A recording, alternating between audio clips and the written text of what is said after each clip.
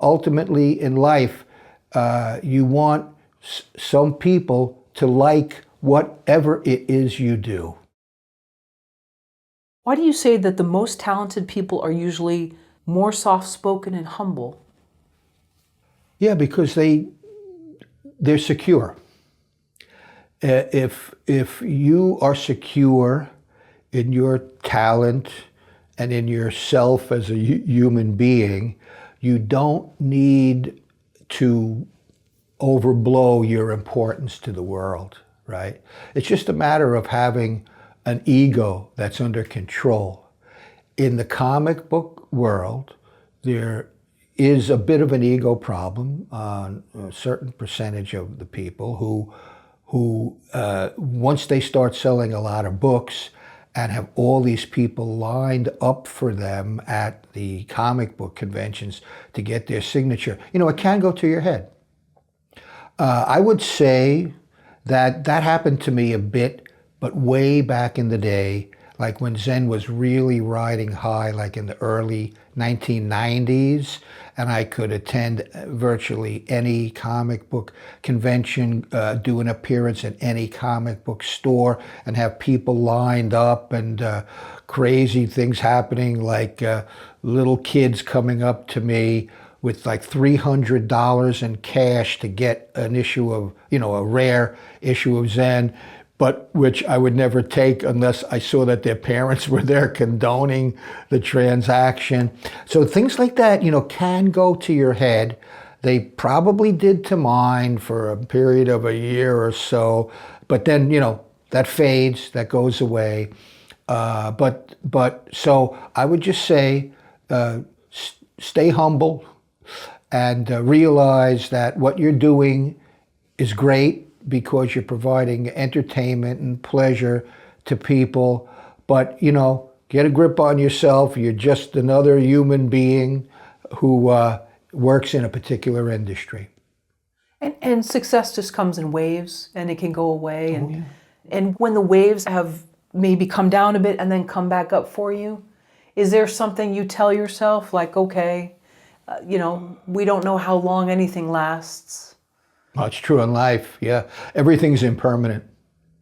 And I've had, the vast success periods and then the low-key periods, but persistence. Calvin Coolidge said that the most important thing in life is persistence. And I agree with Calvin, because if you love what you're doing and believe in what you're doing, you will keep doing it whether you're in a feast period or a famine period, because you love what you do. And that does keep you humble. Drive or talent? Which do you see most successful people have? Well, I've heard that either one can work. I believe it's best to have a combination of both. I have some God-given talent, okay, whatever it is.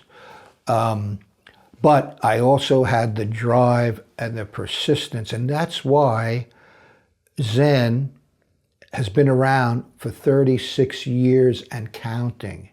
So, you have to have enough talent to put something out there that the public wants to read and collect, right? But if you don't have the business acumen, the drive, if you will, to know how to maintain the property or whatever it is you're doing, if you don't have a combination of those two things, I don't think you can ultimately succeed. How many times has the comic book business gone away and come back? Or maybe it's never gone away? Oh, well, it's had its low periods. Marvel was sold several times to various companies when they were on hard times. The thing is this, back in the day, in the heyday of comic books, I'm talking what's called the golden age, like 60-ish years ago, a typical comic book could sell 1 million copies. That was not unusual, okay? Now, if a comic book sells 20,000 copies, it's considered quite successful, right? So there's been highs and lows in the industry. Right now, there's a feeling that the books put out by the big two companies, Marvel and DC, are getting kind of repetitive. But there's a lot of independent books that come out every week as well. So it's kind of a mixed bag today. But what's been helpful to the industry is the digital revolution, because lots of people we don't have quantifiable numbers because Amazon, for example, doesn't, those proprietary numbers, they don't tell you how many people are downloading or reading digitally comic books, but the belief is it's a growing number.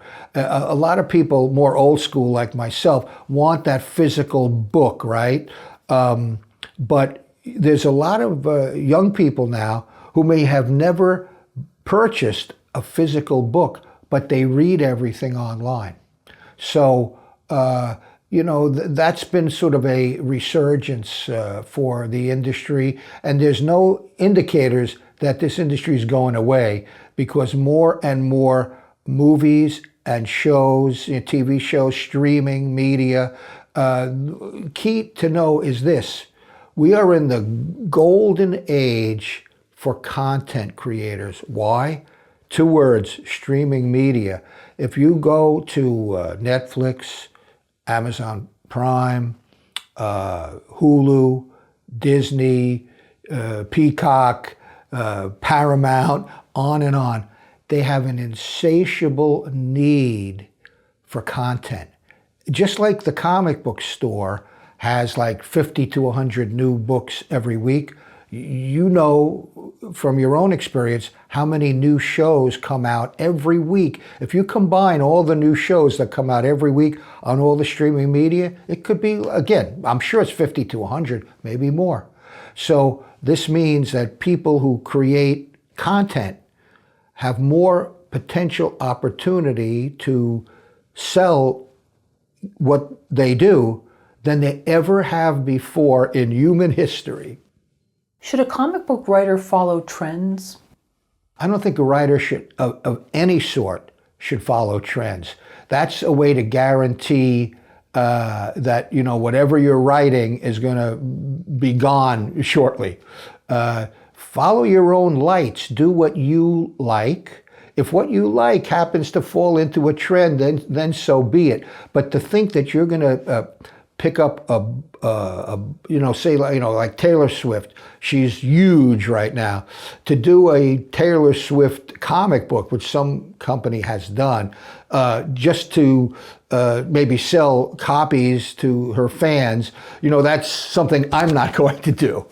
I've never really followed trends, but that's me.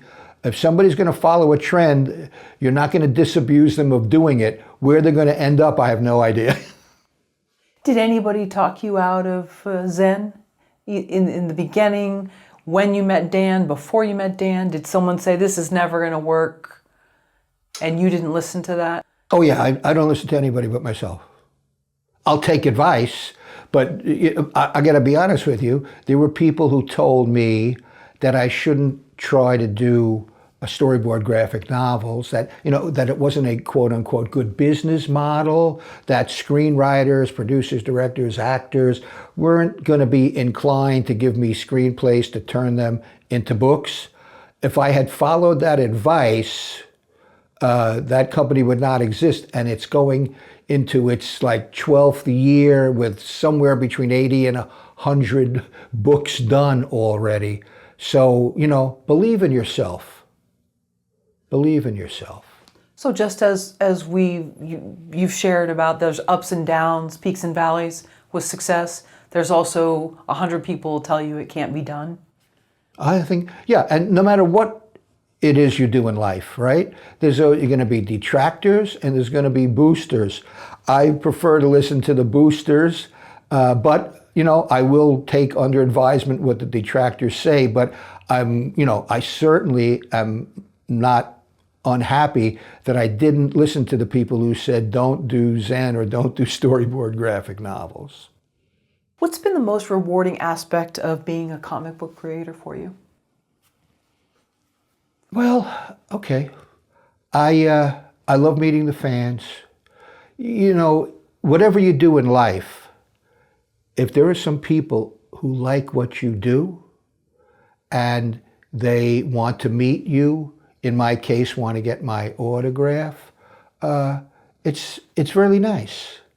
To do anything that people admire, like, enjoy, and value you as the person who can do this, that's the greatest. You know, it's nice to make a few dollars. Don't get me wrong, but you know, ultimately in life, you want some people to like whatever it is you do, and that's what happens every time I'm at a comic book convention. So I'm very blessed, very blessed.